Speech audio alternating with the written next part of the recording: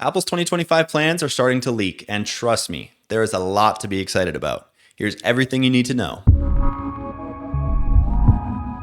Starting off with the iPhone SE 4. This is probably my most anticipated new iPhone since we haven't seen an update to the SE in quite some time. Rumors suggest that it's going to have an OLED display with a design similar to the 14. It's going to finally include Face ID and a major upgrade to the camera with a 48 megapixel single lens. It'll also most likely include the A18 chip so that it supports Apple Intelligence. Next, we have the iPhone 17 Air. Now, this is said to be the thinnest iPhone ever made, at about 5 to 6 millimeters thin. It's also going to only have one camera lens just like the SE 4. Now, with it being so thin, you might also see some compromises in terms of performance and battery life. Next, we have the iPhone 17 Pro and Pro Max. The most controversial news we have is the new back design. It's going to feature a new camera layout, with the three lenses being stacked horizontally in an oval camera bump. In my opinion, this design is very similar to a phone we saw in 2024, and I'm guessing you can assume what I'm talking about. We're also going to see the 48 megapixel sensor make its way to all three camera lenses, so that'd be ultra wide, the regular 1x, and telephoto. It looks like they're also going to be adding a 24 megapixel sensor to the front-facing camera on both the Pro line and the regular iPhone 17, making FaceTiming and selfies a lot cleaner. Also looks like we're going to be getting the new chips, the A19 Pro on the Pro models and the regular A19 on the iPhone 17. And I'm very happy to report that it looks like we might see 12 gigs of RAM on the Pro models, finally. Next, we have the AirPods Pro 3. Now, personally, I'm very excited about this update because I've been using the AirPods Pro 2 for years now, and I'm very happy to see an update to this product since it's something I use on a daily basis. Looks like we'll be getting a new design, a faster H3 chip, improved noise canceling, which was already pretty good on the second generation, and potentially some new health sensors for reading your body temperature. Next, we have Apple Home products. First off, it looks like we might be getting an update to the HomePod Mini. It's not looking like we're going to get much of a design change, but we're going to see possibly better speakers, more color options, and obviously better performance. Now, the more notable update will be to the regular HomePod. Rumor has it Apple could be trying to make the HomePod into a full-blown Apple Home Control Center. It's also reported to be equipped with an iPad mini-like display so that you can have easy access to all of your HomeKit products from one device. Next, we have the Apple Watches. So obviously next up we have the Series 11. We could finally be seeing the blood pressure monitoring system added to this watch, as well as a new 5G modem for faster on-the-go data speeds. Other than that, we probably won't see any major design changes as they just updated the design with the Series 10. Moving on to the Ultra 3. The Ultra has always been my favorite Apple Watch, so I'm very excited to see what Apple does with the Ultra 3 this year. It looks like we could see possible satellite connection just like the iPhone 14 and newer. We'll most likely be getting the S10 chip from the Series 10, as well as the new blood pressure monitoring and 5G support. Last but not least, we have the Apple Watch SE. Now, we haven't seen an update to the SE since 2022, so it's really nice to see an update to Apple's most budget-friendly watch. The main changes we'll see is a rumored new body design made of a durable plastic instead of aluminum, possibly bigger screen size options, as well as a boost in performance. Moving on to the Macs. There is a lot planned for the MacBook Pro in the future, but most major updates unfortunately will be coming in 2026. What you can expect in 2025 is an upgrade to the chipset to M5 later in the year. But honestly, the M4 chips in the new MacBook Pros have been received so well that it would only be worth it to upgrade if you still had an M1 or an M2. Now, the M5 will definitely be a marginal increase in performance, but I can't see it being as big of a leap as the M3 to the M4 was. We will also see the M4 chip make it to the MacBook Air lineup in roughly the second quarter of 2025. So if you still have an M1 or an M2 MacBook Air, I would definitely wait for the upgrade. We will finally see an update to the Mac Studio from the somewhat outdated M2 to the M4. And we'll also most likely see the M4 Max as an option for the Mac Studio, but I have a feeling they're going to reveal the M4 Ultra as well. We also may see an update to the Mac Pro, although they're really going to have to hit it out of the park with customization or repair options to compete with the Mac Studio. Since, like I said before, the Mac Studio is most likely going to have an M4 Ultra option. Moving on to iPads. Starting out with the base model. It looks like we're going to be getting the same design, but also performance improvements with the A18 chip to support Apple Intelligence. The iPad Air is going to be getting an M3 chip upgrade from the current M2, and it will also be getting the new Magic Keyboard with the full function row at the top, just like the latest iPad Pro Magic Keyboard. And for the iPad Pro, it looks like we're going to be keeping the same design, but upgrade to the M5 chip later in the year. Moving on to the AirTag. Now, there isn't a whole lot to say about this here because it's going to maintain the same design, but it's said that it's going to have up to 3 times the amount of range, which is going to be very handy for people that like to use AirTag for travel. Last but not least, it looks like we could be seeing the Vision Pro 2 this year. Again, I don't think we're going to see major design changes to the Vision Pro. It said that it's going to be updated with the M5 chip, which would allow it to be more efficient, therefore better battery life.